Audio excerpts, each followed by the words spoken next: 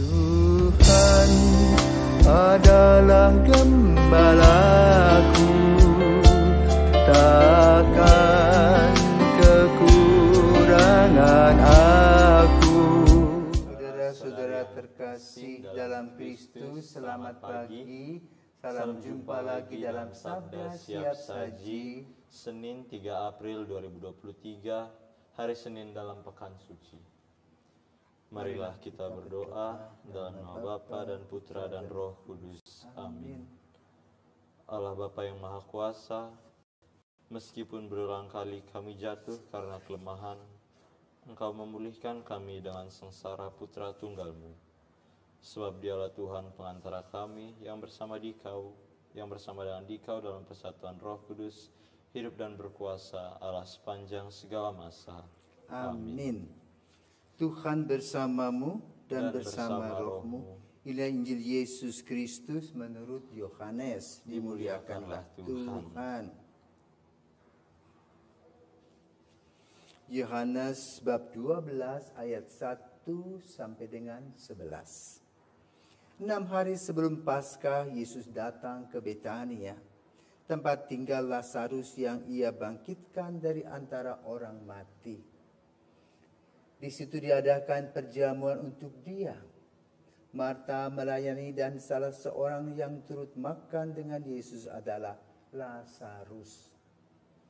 Maka Maria mengambil setengah kati minyak narwastu murni yang mahal harganya, lalu meminyaki kaki Yesus dan menyeka rambutnya, dan bau minyak itu semerbak memenuhi seluruh rumah. Tetapi Yudas Iskariot, seorang dari murid-murid Yesus yang akan segera menyerahkan dia, berkata, "Mengapa minyak narwastu ini tidak dijual 300 dinar dan uangnya diberikan kepada orang-orang miskin?"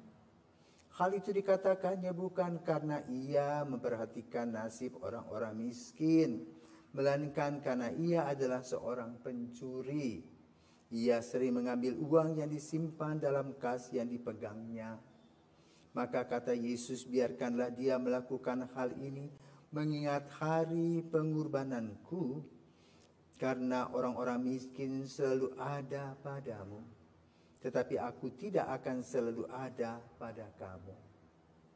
Banyak orang Yahudi mendengar bahwa Yesus ada di Betania.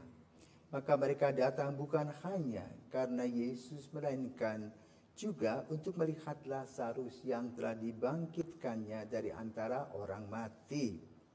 Lalu imam-imam kepala bermufakat untuk membunuh Lazarus juga, sebab karena dialah banyak orang Yahudi meninggalkan mereka dan percaya kepada Yesus. Demikianlah sabda Tuhan.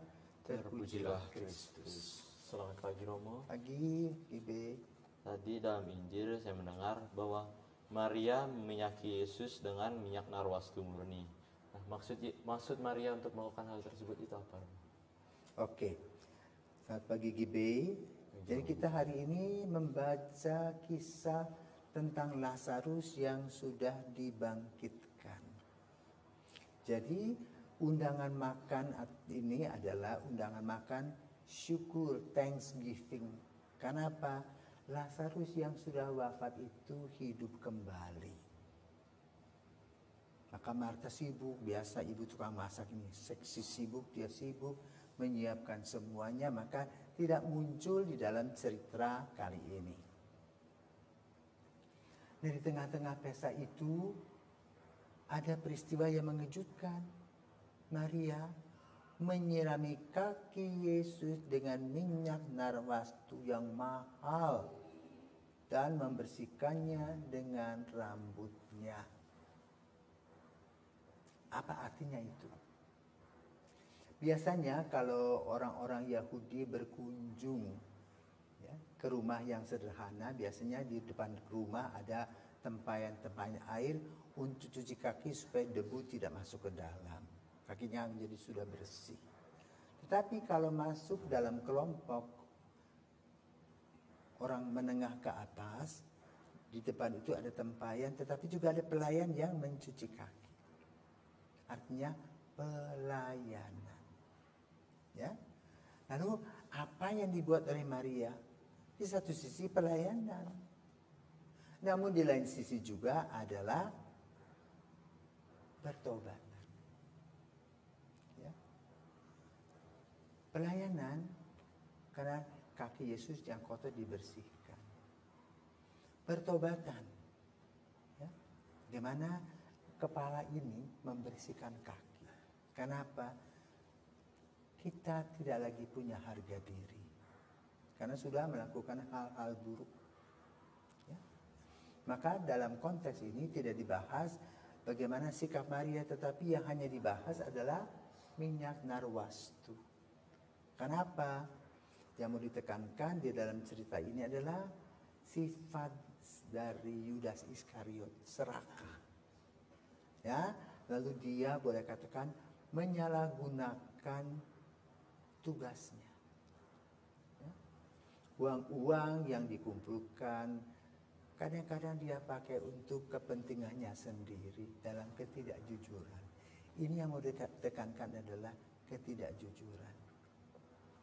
Maka kemudian cerita beralih menjadi apa? Banyak orang datang kepada Lazarus ke rumah Marta. Dan Maria di satu sisi mendengar Yesus datang. Nah itu orang-orang yang pro Yesus. Kedatangan Yesus itu digambarkan sebagai orang yang membawa berkat. Namun di lain sisi ada orang-orang yang tidak begitu kenal dengan Yesus. Mereka rata-rata dengar-dengaran begitu saja.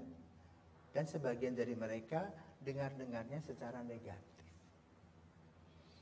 Maka mereka bisa juga ingin mencibir Yesus, tetapi juga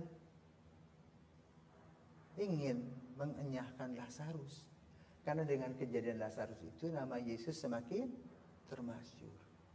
Yang lain semakin nyungsep. Itulah kelompok yang kedua yang tidak bersyukur atas kehidupan atau kehadiran Lazarus kembali di bumi ini.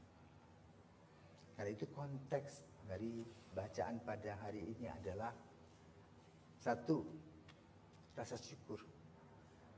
Lazarus hidup kembali. Kedua, welcoming, ya, selamat datang dengan cara rambut itu membersihkan kaki Yesus sebagai pelayanan, juga sebagai pertobatan dan juga sebagai rasa syukur tadi. Karena itu dengan minyak yang wangi. Kayak itu sesekali saja. Ya.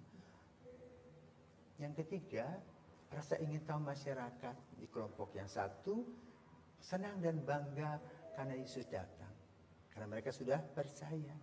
Tetapi yang lain masih ingin datang itu bukan untuk bersyukur, tapi masih ingin memata-matai Yesus. Bahkan dikatakan bahwa Lazarus pun juga akan dienyahkan. Jadi ini kelompok yang negatif. Dan itulah kehidupan kita. Ya. Kalau kita melakukan hal-hal baik dan kita berhasil, ada sahabat-sahabat kita yang support kita, yang bangga dengan keberhasilan kita.